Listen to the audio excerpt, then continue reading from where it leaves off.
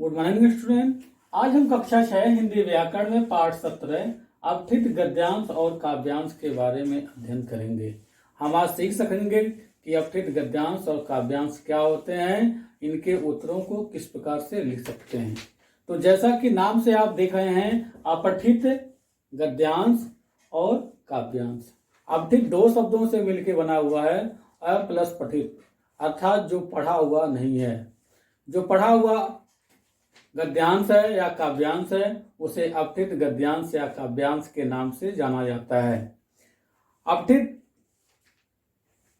इसका उद्देश्य यह होता है कि हम प्रश्नों का अभ्यास किस प्रकार से करें कि जिससे उसका उत्तर हम शुद्ध रूप से बिना किसी के सहयोग से स्वयं हल कर सकें। अर्थात अपनी योग्यता और क्षमता को बढ़ाने के लिए हम स्वयं प्रश्नों के उत्तर लिखने का अभ्यास करते हैं। अपठित गद्यांश या काव्यांश द्वारा समझ की परीक्षा ली जाती है कि आप इसको पढ़ के कितना समझ पा रहे हैं, आपकी समझ कहाँ तक सार्थक हो रही है। उस बात का हम इसके द्वारा अध्ययन करते हैं कि आपको दिया हुआ गद्यांश या काव्यांश कहाँ तक और कितना समझ में आया। तो अपठित गद्यांश या काव्यांश के प्रश्नों का उत्तर लिखते समय हमें कुछ महत्वपूर्ण निर्देशों का पालन करना चाहिए, जिससे कि हम उसका उत्तर सही, शुद्ध और उचित प्रकार से दे सकें। तो इसको समझ लें कि आपको किन बातों का ध्यान रखना चाहिए।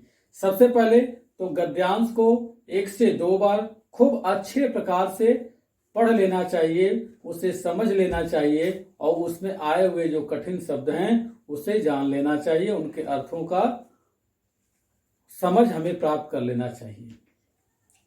दिए हुए प्रश्नों को, उसके बाद दिए हुए प्रश्नों को पढ़ लें जो उसके नीचे दिए गए प्रश्न होते हैं। अब दोबारा से प्रश्नों को पढ़ने के बाद दोबारा से हमें गद्यांश या काव्यांश को पढ़ना चाहिए और साथ में पेंसिल लेकर के उस प्रश्न के अनुरूप जो भाव आपको गद्यांश में मिल रहे हैं या काव्यांश में मिल रहे हैं, उन्हें रेखांकित करते हुए आगे बढ़ना चाहिए। उसमें जो मुख्य बिंदु हैं उस पर निशान लगा लेना चाहिए, जिससे आपको प्रश्नों का उत्तर ढूंढने में कोई परेशानी ना हो और आप जल्दी से, शीघ्रता से अपने उत्तरों को लिख सकें। दूसरा, गद्यांश या काव्यांश को पढ़ लेने के बाद उसके शीर्षक का पता लगाना चाहिए। शीर्षक का पता लगाने के लिए क्या बातें आवश्यक होती हैं उसे जान लें कि जो भी गद्यांश या काव्यांश रहता है उसका एक केंद्रीय भाव होता है और पूरा गद्यांश या काव्यांश उस केंद्रीय भाव के अनुसार उसके चारों तरफ घूमता हुआ मिलता है। अर्थात उसका रचना जो होता है वह उसी शीर्षक के इर्द गिर्द, उस केंद्रीय भाव के इर्द गिर्द घूमता रहता है। दूसरा, किसी भी गद्यांश या काव्यांश में कुछ ऐसे भी शब्द होते हैं, उन शब्दों के इर्द गिर्द ही वह गद्यांश या काव्यांश चलता है। अर्थात उन शब्दों की पुनरावृत्ति उस गद्यांश में अनेक जगहों पे अनेक बार की गई रहती है। इस तरह से आप उसका शीर्षक का पता लगा सकते हैं।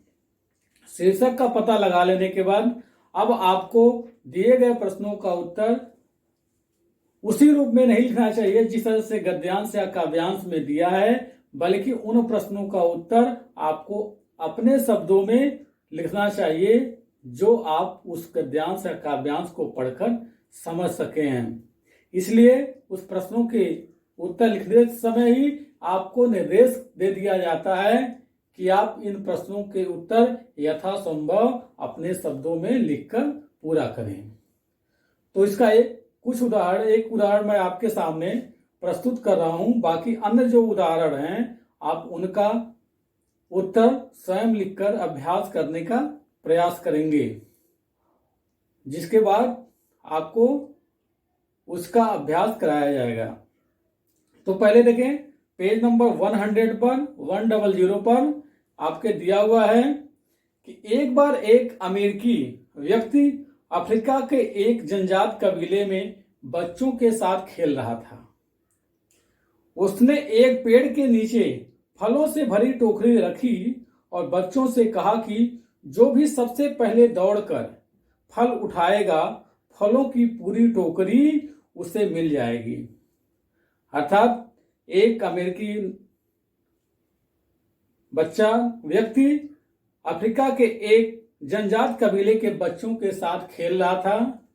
उसने एक फलों से भरी हुई टोकरी पेड़ के नीचे रखा हुआ था और उसने बच्चों से कहा कि जो सबसे पहले दौड़कर फल उठाएगा, फलों की पूरी टोकरी उसे दे दी जाएगी। उसकी बात सुनकर सारे बच्चे एक दूसरे का हाथ कसकर थाम लिया और उबुंटू शब्द का उद्घोष करते हुए टोकरी की ओर दौड़े।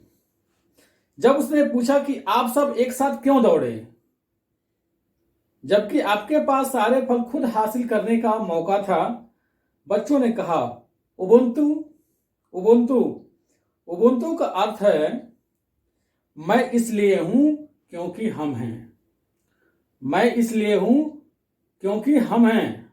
उबुंटू का हिंदी अर्थ है मैं इसलिए हूं क्योंकि हम हैं। यह शब्द उबुंटू केवल एक शब्द नहीं है, यह अफ्रीकी जनजातियों का जीवन दर्शन है। आखिर जब बहुत से बच्चे उदास हों तो कोई बच्चा अकेले कैसे खुश रह सकता है। तो इससे आप समझ गए होंगे कि इसका फिलॉसफी जो शब्द है उबुंटू, उसका उस जीवन दर्शन में कितना महत्व रखता है।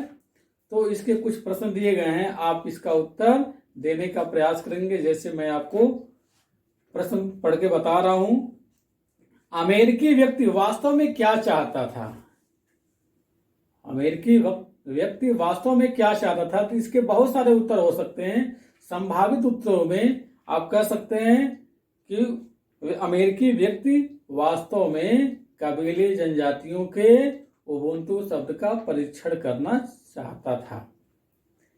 दूसरे शब्दों में आप कह सकते हैं अमेरिकी व्यक्ति वास्तव में उनकी एकता की परख करना चाहता था। तीसरा, वह उनमें एकता स्थापित करना चाहता था। दूसरा प्रश्न है मैं इसलिए हूं क्योंकि हम हैं। मैं इसलिए हूं क्योंकि हम हैं, यह वाक्य हमसे क्या कह रहा है?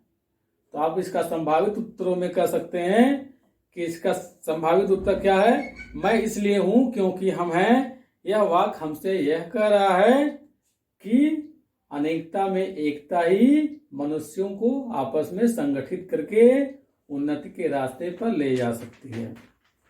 अगला है गद्यांश का उचित शीर्षक लिखिए। आपने देखा कि किस भाव, किस शब्द के इर्द गिर्द पूरा गद्यांश घूम रहा है।